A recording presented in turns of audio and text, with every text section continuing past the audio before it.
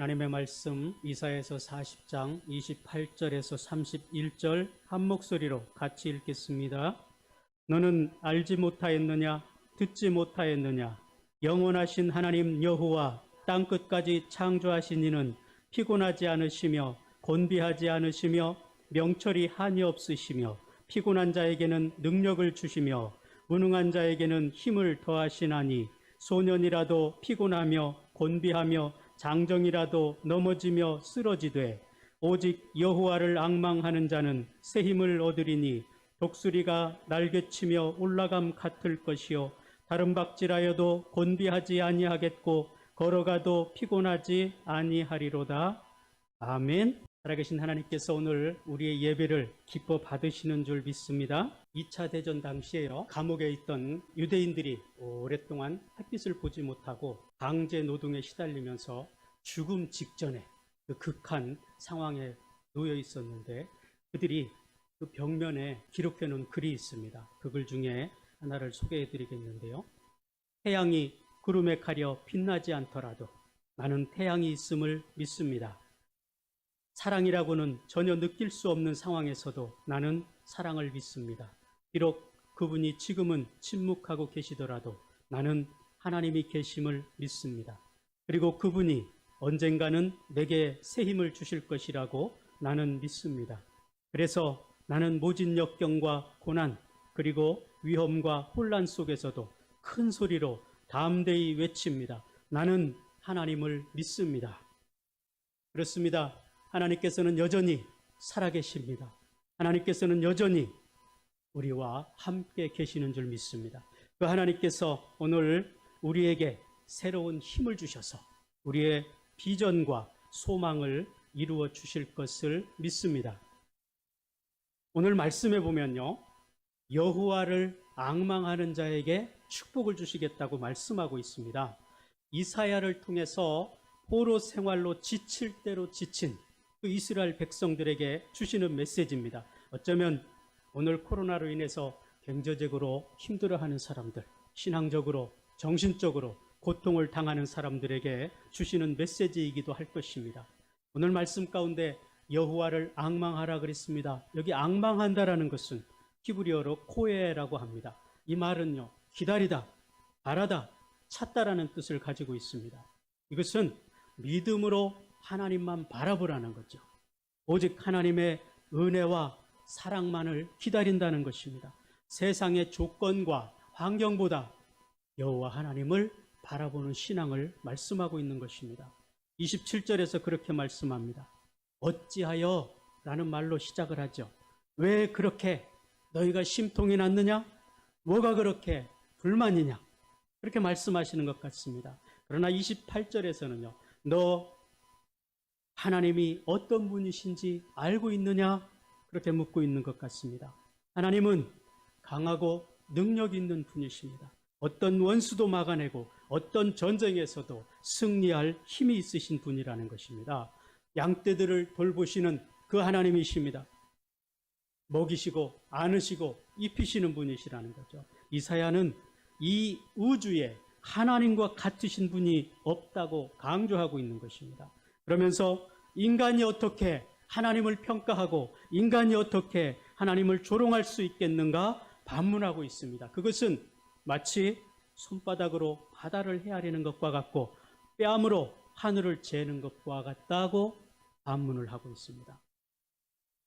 하나님께서는 안 계시는 분이 아니라 우리의 편견과 불순종 그리고 우상숭배 때문에 하나님을 볼 수 없다는 것이죠. 여러분에게 지금 하나님이 보이십니까? 아니면 뭔가에 가려져서 하나님이 보여지지 않고 있습니까? 제가 처음 비행기를 타는데 뉴질랜드를 갔습니다. 근데 그날 날씨가 흐렸어요. 공항에 가는데 당시에 김포공항에서 비행기가 떠나는데 태양이 보이지 않아요. 구름에 가려 있어서. 근데 비행기가 이륙하고 한 5분 정도 이렇게 높이 올라가는데 구름을 뚫고 비행기가 높이 올라갔어요. 근데 거기에 태양이 우리가 밑에서 보던 것보다 더 환하고 밝게 빛나고 있는 것을 봤습니다. 태양이 없는 것이 아니라 구름에 가려져서 보지 못하는 것뿐이었다는 사실이죠. 하나님이 안 계신 것이 아니라 우리의 죄 때문에 하나님을 볼 수 없는 것이고 그 하나님을 경험하지 못하는 것이라는 사실이죠. 오늘 우리와 여전히 함께 계시는, 우리에게 능력이 되시고 힘이 되시는 그 하나님을 바라볼 수 있게 되기를 주의 이름으로 축복합니다. 이스라엘 백성들은 이사야의 이 간절한 메시지를 들었지만 그들은 여전히 그 말씀을 듣지 않았습니다. 아니, 그들의 가슴에 이사야의 외침이 다가오지 않았습니다. 이스라엘 백성들은 지금 포로 생활 중에 있습니다. 고난 중에 있습니다. 하나님은 계시지 않는 것 같습니다. 나라를 잃어버리고 일터를 잃어버리고 가정이 빼앗겼습니다. 어린 자녀들이 팔려가고 아내들은 적에게 농락을 당했습니다. 그들의 포로 생활은 언제 끝날지 아무도 알 수 없는 그런 불안한 상황이었습니다. 그 상처받은 이스라엘 백성들에게 하나님에 대한 이사야의 외침은 들어올 수가 없었습니다. 이 가슴에, 상처받은 가슴에 하나님의 말씀이 들어오지 않았습니다. 이사야가 아무리 화려하고 위대한 그 하나님에 대해서 소개할지라도 이스라엘 백성들의 그 아픈 가슴은 열리지 않았습니다. 이스라엘 백성들은 그러나 포로 생활을 하게 된 그 이유를 생각하지 않았습니다. 그들은 우상 숭배를 했고 음란했고 하나님께 불순종했고 하나님을 무시했습니다. 하나님께서는 수없이 경고했습니다. 수많은 선지자들을 통해서 회개하고 돌이키라고 외치고 또 외쳤지만 그들은 듣지 않았습니다. 이스라엘 백성들은 자기가 당한 것만 원망하고 원통하고 억울하다고 호소했지 하나님께 귀를 기울이지 않았습니다. 자신들이 잘못한 그 행위에 대해서는 생각하지 않았다는 이야기. 오늘 우리도 마찬가지일 것입니다. 내가 잘못한 것은 너무나도 반대합니다. 그러나 하나님께서 우리에게 응답해 주시지 않는 것에 대해서는 원망과 불평으로 일관하고 있음을 보게 됩니다. 오늘날도 마찬가지예요. 정치, 경제, 사회 모든 영역에서 가지고 있는 아픔이죠. 고난이죠. 하나님, 왜 이렇게 고통스럽습니까? 왜 이렇게 어렵습니까? 우리는 왜 그 고통이 왔으며 왜 우리가 이렇게 어렵게 살아가야 되는지 그 원인을 찾지 않습니다. 결과만 가지고 자신이 상처를 받았으며 아프고 고통스럽다고 하나님을 원망하고 있다는. 그러면 선하신 하나님께서 이 땅을 만드시고 아름답다고 말씀하신 그 하나님께서 악을 만드셨습니까? 기근과 지진과 태풍과 재앙을 하나님께서 만드셨습니까? 하나님은 왜 이 코로나를 막아주시지 않는 것일까요? 하나님이 능력이 없어서, 하나님이 그 재앙을 막을 수가 없어서 그런 것이 아닌가. 우리는 그렇게 생각합니다. 이것이 지금 이스라엘 백성들의 생각이었습니다. 굉장히 그럴듯한 말이지 않습니까? 그러나 조금만 더 생각해 보세요. 왜 노아 홍수가 왔습니까?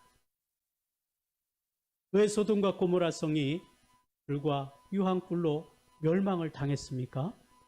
성경은 분명하게 말하고 있습니다. 그들의 죄악이 관영하였기 때문이다. 더 이상 어찌할 수 없는 상황이었습니다. 임계점에 이르렀다는 이야기죠. 그래서 하나님께서 그들에게 심판을 내리신 것입니다. 우리가 그리스도인으로서 하나님을 믿고 살아갑니다. 때로 우리의 인생 가운데 여러 가지 어려움과 고난이 닥치고 있죠. 날마다 행복하기만 한 것이 아니에요. 때로는 피곤하고 지쳐서 어찌할 수 없는 그런 상황 가운데 우리가 처하게 됩니다. 그때 우리는 마치 하나님이 안 계신 것처럼, 하나님이 어디 계시는지 원망과 불평을 하게 됩니다. 그래서 우리가 날마다 하나님을 찾고 구하지만 하나님은 침묵하십니다. 하나님은 우리가 왜 하나님이 침묵하시는지, 왜 하나님이 이스라엘 백성들을 바벨론의 포로로 잡혀가게 하시는지를 생각해야 됐다는 것이죠. 이스라엘 백성들은 하나님을 믿고 있었지만 그들의 역사에서 그 같은 절망을 경험했다는 사실. 이스라엘은 자신 스스로가 하나님의 선택받은 민족이라고, 하나님의 선택받은 백성이라고 생각했습니다. 그런데 지금 당하는 고난은 도무지 이해할 수 없고 받아들일 수 없는 그런 일이라는 사실. 지금 이스라엘 백성들이 포로 생활하고 있는 것, 이거는 받아들일 수가 없는 상황이에요. 그들에게 포로 생활은 먹고 사는 문제, 이런 것보다 영적인 문제가 더 심각한 거예요. 자신들의 하나님으로 유일신앙을 가지고 섬기는 그 하나님께서 자신들이 당하는 고난 속에 부르짖어도 응답하지 않습니다. 이스라엘 백성들이 포로 기간 동안에 경험하게 된 그 하나님은 더 이상 창조주 하나님이 아니셨습니다. 더 이상 전능하신 하나님이 아니셨습니다. 그들의 고통을 해결해 주실 그 하나님이 아니셨습니다. 그들의 절망은 이루 말할 수가 없는 거죠. 그들이 경험한 하나님은 멀리 계신 하나님,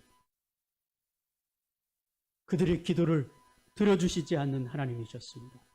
그들이 단식하고 부르짖어도 외면하고 듣지 아니하시는 무관심한 하나님으로 경험되었다는 이야기입니다. 이스라엘 백성에게 하나님은 다른 그 어느 민족과도 다릅니다.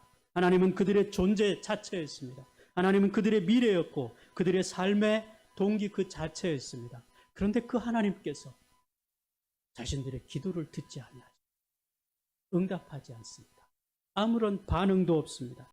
그 세월 동안 그들의 영적인 고통은 말할 수가 없는 거죠. 그 바벨론 기간에 이스라엘 백성들이 경험한 이 어두운 신앙적인 경험을 단적으로 표현한 내용이 오늘 이사야서 40장 27절의 말씀입니다. 야곱아 어찌하여 내가 말하며 이스라엘아 내가 이르기를 내 길은 여호와께 숨겨졌으며 내 송사는 내 하나님에게서 벗어난다 하느냐. 이스라엘 백성들은 바벨론 포로 과정 중에 하나님께서 그들의 모든 억울한 사정에 대해서 외면하시고 그들의 정당한 권리를 지켜주지 않는다고 생각했습니다. 그들이 믿는 하나님, 그들이 생각했던 하나님, 그동안 믿었던 하나님이 아니었습니다. 그런 경험과 하나님께 대한 지식이 이스라엘 백성들에게는 견딜 수 없는 고통이었다는 거예요. 이방인들이 자신들을 조롱합니다. 자신들이 믿는 하나님을 폄훼하고 저주합니다. 그럼에도 불구하고 하나님께서 여전히 침묵하시고 계신다는 사실에 그들은 고통스러울 수밖에 없고 괴로울 수밖에 없었다는 이야기죠. 이런 절망적인 경험은 자포자기하거나 하나님을 떠나서 바벨론 사람들이 섬기는 우상을 따르기도 합니다. 그때 이스라엘 백성들을 향해서 이사야 선지자가 그들이 믿는 하나님이 어떤 하나님이신지를 보여주고 있는 겁니다. 오늘 28절, 29절의 말씀입니다. 너는 알지 못하였느냐? 듣지 못하였느냐?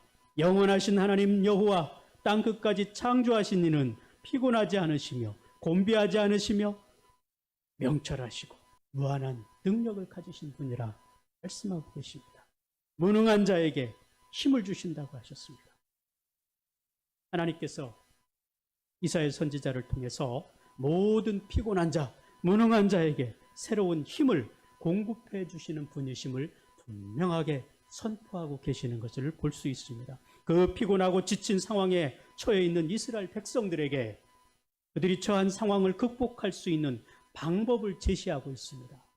그들이 지금 피곤해 있고 지쳐 있고 고통 가운데 있지만 그 고통에서 벗어날 수 있는 비결이 무엇이라고 말씀하고 있습니까? 그 길은 여호와를 앙망하라는 겁니다. 여호와를 앙망하는 자에게는 독수리가 날개침같이 새 힘을 주실 것을 약속하고 계십니다. 독수리의 날개는 다른 새들보다 굉장히 강하다고 합니다. 독수리가 기류를 타고 하늘로 올라가는데 130km로 올라간다고 합니다. 독수리는 풍랑이 오면 그 풍랑을 타고 올라가는 거예요. 그 힘으로 올라가는데 시속 130km로 올라간다는 이야기입니다. 독수리는 시야가 우리 인간보다 50배가 더 넓다고 그래요. 그래, 높이 올라가서 멀리 볼 수 있는 그 힘을 갖습니다. 하나님께서 우리에게 그와 같은 힘을 주시겠다는 거예요. 어떤 사람에게요? 여호와를 앙망하는 사람에게. 하나님이 축복하실 때는요, 조건이 있습니다. 아무에게나 주지 않아요. 오직 여호와를 앙망하는 자는 새 힘을 얻으리니 독수리가 날개치며 올라갈 것이요 다른 박질하여도 곤비하지 아니하겠고 걸어가도 피곤하지 아니하리로다. 이 축복이 여러분 가운데 있게 되기를 주의 이름으로 축원합니다. 여호와를 앙망하는 자에게 새 힘을 주시겠다. 하나님께서 주시는 새 힘은 물리적인 힘을 말하고 있지 않습니다. 육체적인 것을 의미하지 않습니다. 하나님께서 주신 새 힘은 새로운 의미, 새로운 생각, 새로운 목표, 새로운 희망을 주시겠다는 겁니다. 포로 생활에 지친 이스라엘 백성에게 입을 것, 먹을 것, 거할 곳도 필요하지만 그거보다 더 중요한 것이 신앙의 회복이었습니다. 함께하지 않는 것 같은 그 하나님을 찾는 것이 그들에게 가장 급한 일이었다는 거죠. 그러나 새 힘을 얻을 수 있는 그 조건이 있습니다. 여호와를 앙망하는 거죠. 하나님을 떠나 있어서는, 우상 숭배하고서는 하나님을 만날 수가 없다는 이야기입니다. 오늘날 우리 역시 마찬가지일 것입니다. 우리가 하나님을 간절히 찾지 아니하면 하나님을 만날 수 없을 것입니다. 간절히 구하지 않으면 하나님을 우리가 결코 만날 수가 없다는 사실입니다. 하나님은 아무에게나 무조건적으로 힘을 주시지 않습니다. 만약에 아무에게나 힘을 주시면 어떤 일이 벌어질까요? 5살 먹은 꼬마아이가 있습니다.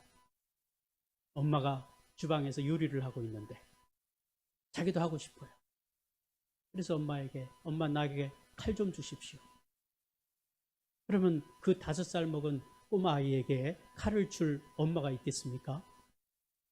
아무리 사랑한다 할지라도 아직 칼을 사용할 수 있는 나이가 되지 않기 때문에 하나님은 그에게 칼을 주지 않을 것입니다. 마찬가지. 물질도 그렇죠. 우리는 우리 주변에서 경험하게 됩니다. 어느 날 복권에 당첨된 사람들이, 거의 대부분의 사람들이 나중에 폐가망신되는 것을 보게 됩니다. 자기가 감당할 수 없는 그 어떤 것이 주어졌을 때 그것은 자신에게 복이 아니라 저주라는 사실이에요. 하나님은 여호와를 앙망하는 자, 그에게 힘을 주셔서 하나님의 놀라운 일을 이루게 하신다는 사실입니다. 하나님이 주시는 그 힘을 잘 관리할 수 있는 믿음이 갖춰졌을 때 하나님께서 힘을 주신다는 거예요. 그래서 오늘 저와 여러분들이 영적인 힘을 길러야 되는 거죠. 하나님의 말씀 앞에 가까이 나아가야 될 것입니다. 그래서 하나님이 가라 하면 갈 수 있고 멈추라 하면 멈출 수 있는 은혜가 있어야 되는데 그 지혜가 부족하고 능력이 부족할 때가 있어요. 내 힘으로 무엇을 해보려고 하는 그런 믿음의 삶을 살려고 할 때가 있다는 이야기죠. 그런 사람에게는 하나님께서 힘을 주시지 않습니다. 이스라엘 백성들이 여전히 우상 숭배와 죄 가운데 빠져 있을 때 하나님은 그들에게 새 힘을 주시지 않으셨습니다. 그러나 오늘 이사야 선지자를 통해서 새 힘을 주시겠다고 하십니다. 그들을 회복시키시고 변화시키셔서 하나님께서 힘을 주시겠다는 것입니다. 복실한 이 하워드 장군이라는 분이 있었습니다. 그가 서부 해안지대로 파견 나가 있을 때 그의 친구들이 수요일 저녁에 그 장군을 위해서 환영 만찬을 준비했습니다. 깜짝 파티를 열어주려고 했습니다. 그래서 그들은 여러 곳에 초대장을 보냈습니다. 미국의 대통령에게까지 초대장을 보냈습니다. 그리고 마지막에 그에게 알리기로 했습니다. 그리고 모든 것을 준비 다 마쳐놓고 이 하워드 장군에게 이 소식을 알렸습니다. 그때 이 하워드 장군이 그렇게 말합니다. 미안하게 됐네. 수요일 저녁에 나는 다른 약속을 이미 해두었다네. 그러자 친구들이 말합니다. 하지만 이 사람아, 자네를 위한 이 잔치에 미국의 저명한 인사들이 모두 참석하게 되는데 지금 선약을 취소하면 안 되겠는가? 자네를 위한 잔치라네. 그렇게 말. 그때 이 하워드 장군은 그렇게 말했습니다. 나는 수요일 밤 기도회 시간에 꼭 주님을 만나겠다고 약속했다네. 그 어떤 것도 이 중요한 약속을 깰 수 없다네. 이 장군의 친구들은 어쩔 수 없이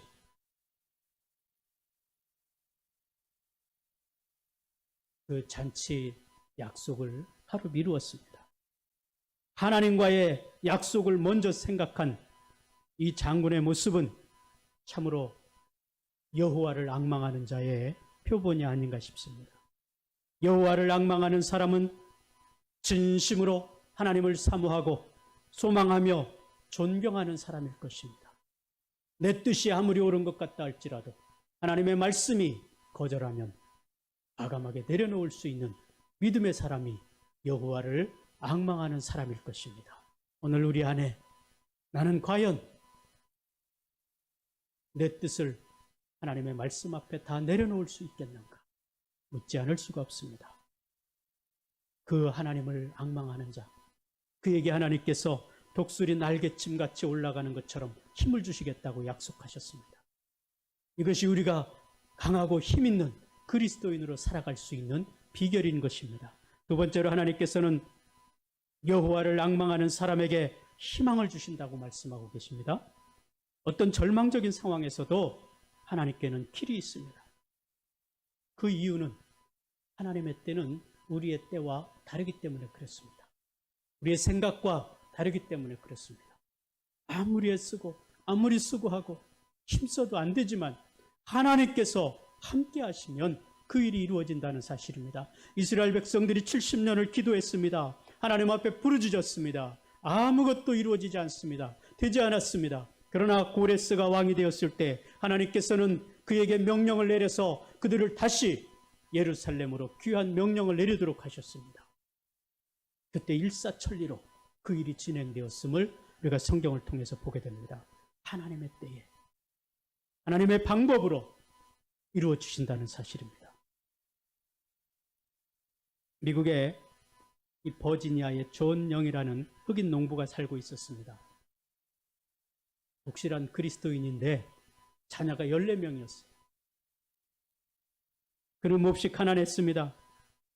그러나 그는 날마다 기도하며 하나님을 앙망하는 진실한 신앙인으로 살았습니다. 자기 집의 가훈도 이 집의 뿌리는 하나님이시다 이렇게 적었어요. 그 뿌리가 바로 우리의 생명이시고 소망이시고 능력이신 하나님이시라는 거죠. 그는 하나님으로 시작해서 하나님으로 끝나는 신앙의 삶을 살았습니다. 그럼에도 불구하고 여전히 그는 가난에서 벗어날 수가 없었습니다. 그러나 하나님께서는 그렇게 상황과 조건을 뛰어넘어서 여호와를 앙망하는 그에게 신실한 복을 주셨습니다. 그의 자녀 14명 가운데 한 사람도 타락하거나 부패하지 않았다고 했습니다. 그의 자녀 중에 한 명은 코넬 대학의 경제학 박사가 되었고, 한 명은 간호사가 되었고, 한 명은 도서관 전문직이 되었고, 5명은 교사가 되었고, 4명은 건축업자가 되었고, 한 명은 음악가, 나머지 한 명은 아버지의 대를 이어서 농부가 되었다고 합니다. 단 한 사람도 알코올 중독자나 악한 길로 빠지지 않았다. 여호와를 앙망하는 사람, 그에게 하나님께서 축복하시고 그를 지켜주신다는 사실입니다. 하나님을 바라고 믿고 의지하는 자, 그 삶에 풍성한 열매를 맺어주신다는 사실입니다. 하나님만이 우리의 희망임을 믿습니다. 하나님만이 우리를 지키시고 보호하시는 분이심을 우리가 믿습니다. 우리가 여러 가지 어려운 상황을 당하면서 우리의 보호자가 누구일까? 우리는 세상을 의지해 봅니다. 돈을 의지해 봅니다. 그러나 그것들이 우리를 지켜주지 못하고 그것들이 우리의 안위를 보호해 주시지 못한다는 사실이죠. 우리는 이스라엘 백성들의 삶의 모습을 통해서 그것을 깨닫습니다. 이스라엘 백성들은 자신들을 지키고 보호하기 위해서 하나님을 믿었지만 여전히 우상을 숭배했습니다. 바알 신전에가 제사를 지냈습니다. 때로는 애굽을 의지했습니다. 아시리아를 의지했습니다. 그러나 그들이 자신들을 보호해 주지 못했습니다. 오직 여호와 하나님만을 앙망할 때 그들이 안전하게 거할 수 있었음을 깨닫게 되었다는 사실입니다. 오늘 우리의 삶 속에서도 마찬가지입니다. 하나님만이 우리의 희망임을, 우리의 소망임을, 우리의 보호자이심을 믿고 의지하고 나아갈 수 있게 되기를 주의 이름으로 축복합니다. 하나님께서 우리에게 가치 있는 존재라는 것을 알게 해주셨습니다. 여호와를 앙망하는 사람에게 하나님께서는 가치 있는 존재라 말씀해 주십니다.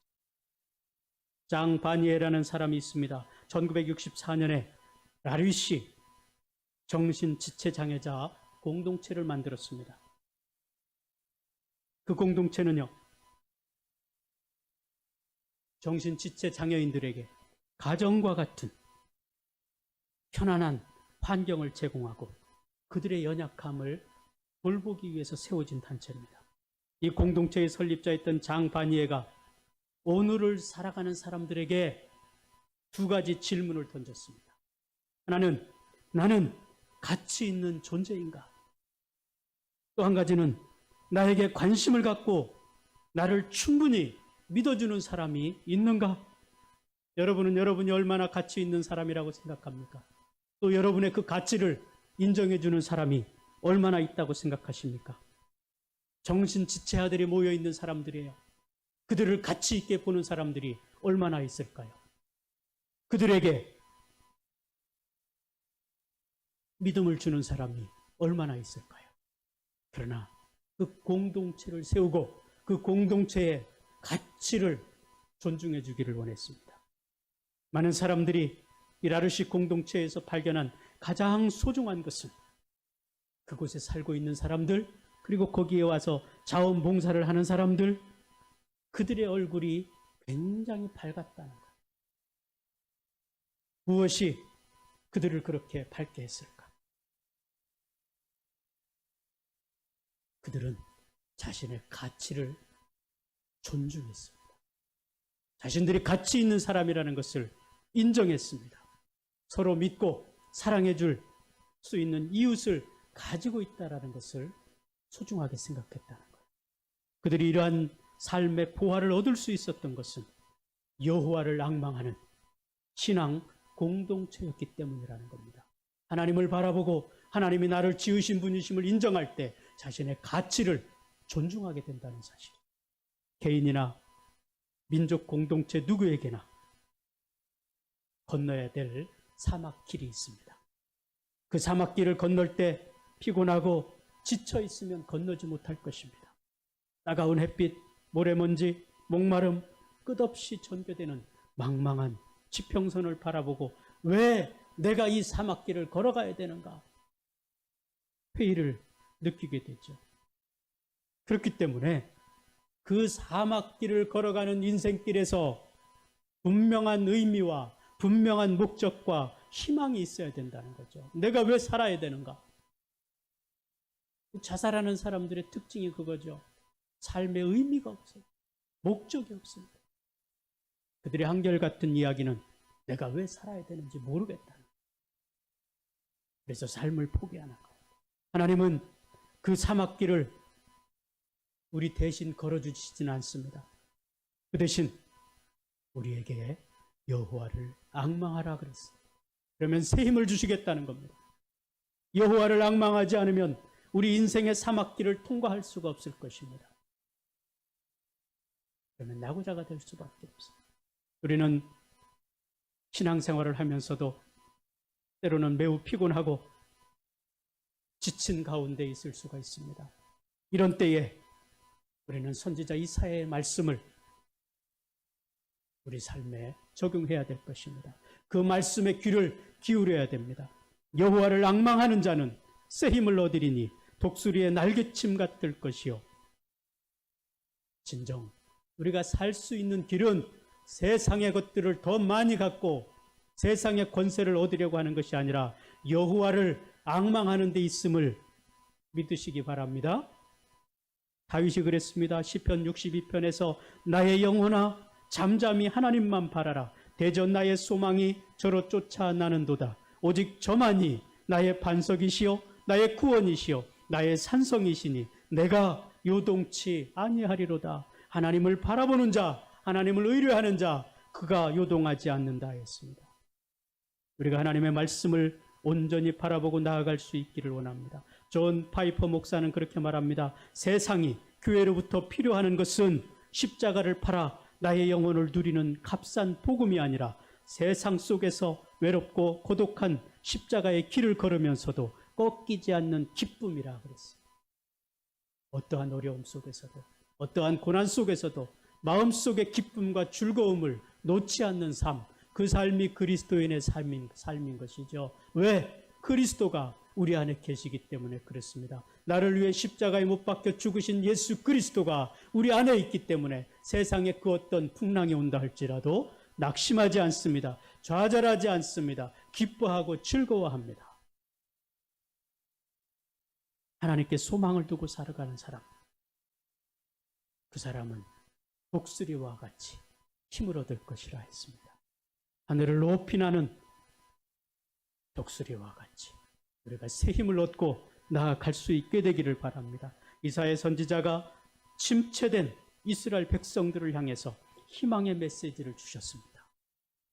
그 하나님의 놀라운 능력들을 얻을 수 있는 비결은 여호와를 앙망하는 것이라 하셨습니다. 이 메시지가 저와 여러분들의 삶을 변화시켜서 어떤 환경에서든지 낙담하지 아니하고 좌절하지 아니하고 소망 가운데 하나님을 바라보며 승리하는 삶을 살아갈 수 있게 되기를 주님의 이름으로 축복합니다. 이 시간 우리 함께